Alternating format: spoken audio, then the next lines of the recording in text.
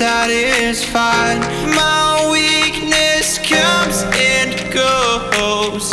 My weakness comes and goes.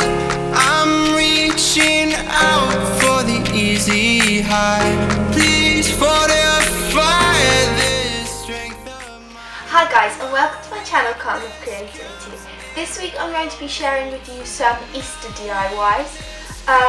And I really hope that you enjoyed them. These are both some like edible chocolatey traditional like Easter treats, as well with like an alternative spin obviously, as well as some more not so traditional ideas of things that you can gift this year if you don't want to gift chocolate. Please make sure to like if you like this video and subscribe if you want to see more. I post every Tuesday and every Sunday, and without further ado, let's just hop right into it.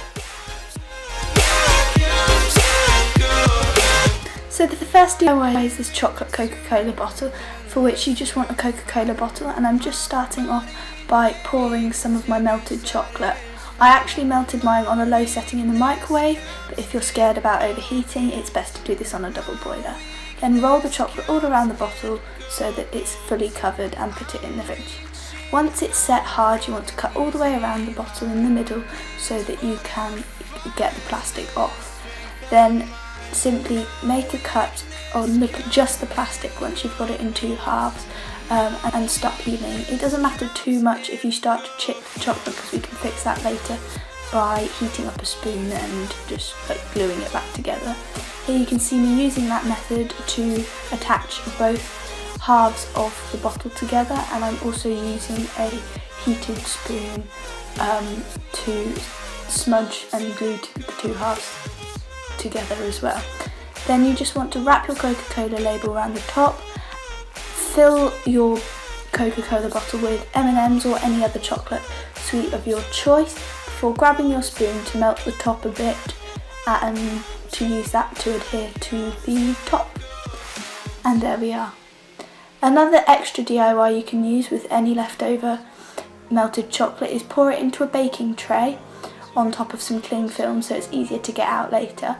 Then you simply just want to bang it down to smooth it out a bit and add loads of different candies of your choice. I went for some of the leftover M&Ms, some mini eggs and some sprinkles and edible glitter and things like that to make mine look extra cute and Eastery.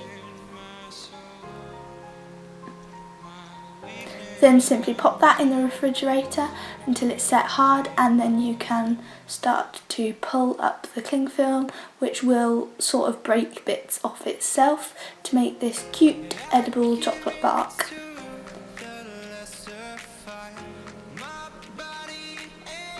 To be satisfied, my weakness comes. Now onto decorations. To start off with, I just found these polystyrene eggs at a craft store, and they're really cheap and inexpensive to find, and I'm just putting them on some skewer sticks and using this to paint them. This is a really good idea because it means you can paint them without getting paint all over your fingers, and it's just an easy way to make them dry. Once you've painted all of them the different colours, you can use them for all sorts of different purposes. Here you can see me putting some in some flowers as a nice Easter touch, or you could also use them as a decoration on a Christmassy wreath, which I am just making by bending a hanger into a round shape and then hot gluing some of the eggs all the way around the wreath. I went halfway with my eggs from the top down, and then did a little bunch of them at the bottom as well, and then filled up some of the extra space with some more eggs before also sticking on some felt bunnies and carrots, which I also got from the craft store. But you can also get these from many of the pound stores as well. And there we are, that one wrapped.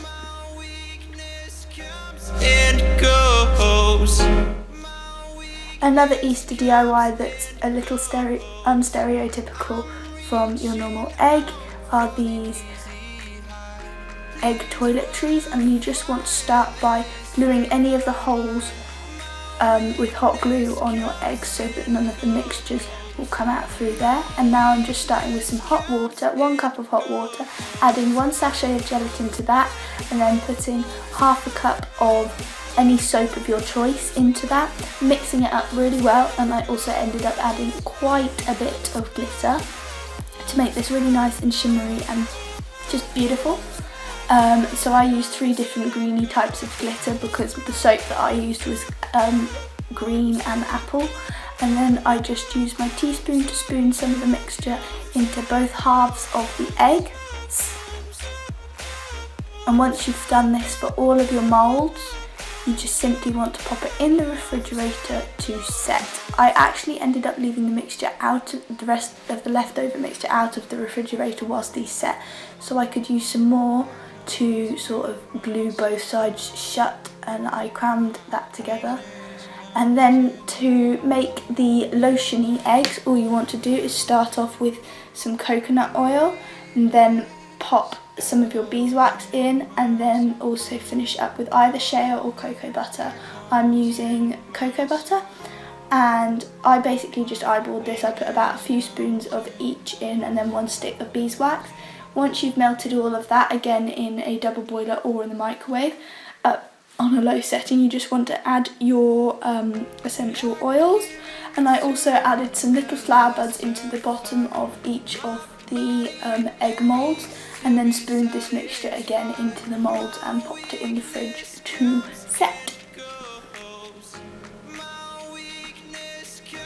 Once the lotion eggs are set, you just want to sort of squeeze them to let them pop out.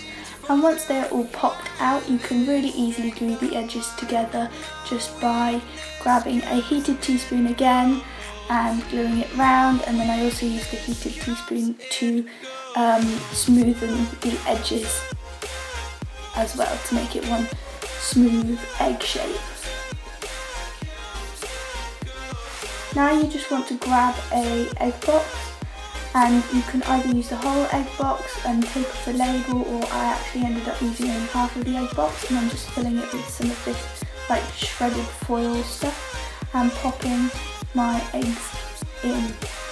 Some of my jelly eggs didn't actually stick very well, so I suggest if you're going to try this to set one side of the egg first and then pour the mixture into the other side and shut it immediately then, rather than trying to glue them together with extra mixture.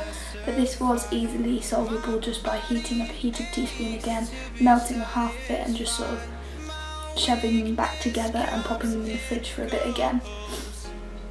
And once I'd done this, I actually kept my jelly eggs into the bottom half of the egg moulds, just because they were really like jelly and I didn't want them to get ruined or stick too much to the foil. So once I'd done that, I just popped my eggs in, and I alternated between the jelly bath, like soaked eggs, and the moisturising eggs. I cut off the additional tabs, and there you are, and it's a really nice sort of non-chocolate but still Easter gift.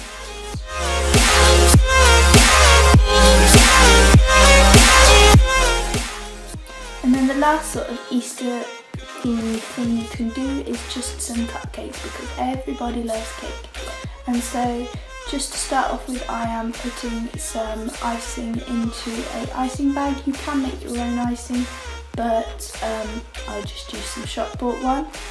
And then you want to put on a thick star nozzle, start in the middle, pull the nozzle up, and then go out around the ice outside to make this sort of rose looking shape.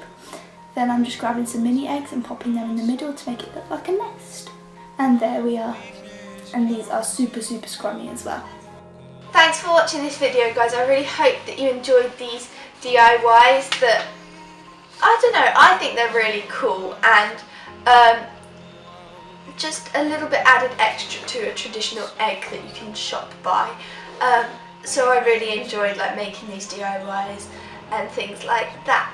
If you like this video, please again make sure to subscribe, and I'll see you guys next time. Bye!